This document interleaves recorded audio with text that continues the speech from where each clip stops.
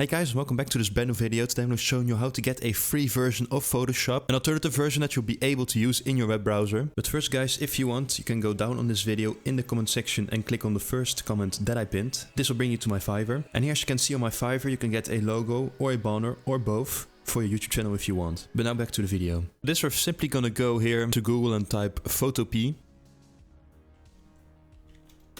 There we go, and go to the first one here, Photopea Online Photo Editor. So it's the website itself. And as you can see here, we have already a pretty similar layout. So what you can do then here, for example, is go to New Project. Here you can actually choose a resolution based on the social media. So for example, here we have some Facebook image, YouTube thumbnail, profile and cover. Now you can actually do this 1280 by 720, but it's a bit outdated. You can actually go for 920 by 1080. That's also YouTube thumbnails. So we're just going to click it. Then you can click Create here. You can also put this, by the way, to 300, and then we do create. And as you can see here, we already have a resolution of a YouTube thumbnail here. So here as you can see, I actually have most of the tools that you have. So I have to move to everything from the selection tool. We have cropping, colors, like grading. You can also zoom, text. It's really an astonishing amount of tools you have for an alternative free version of Photoshop. What you also can do is actually open a Photoshop file. So I have, for example, here one of my thumbnails. Now if I click on the Photoshop file itself, so the PSD, and as you can see, to actually be able to import my project file with actually, very important, every layer that I used. It literally has every layer from the original Photoshop file. So you can also download any Photoshop file from the internet and actually import it here. I actually have thumbnail tutorials on my channel or for future thumbnail tutorials that I will upload. So now you will actually be able to follow along with these tutorials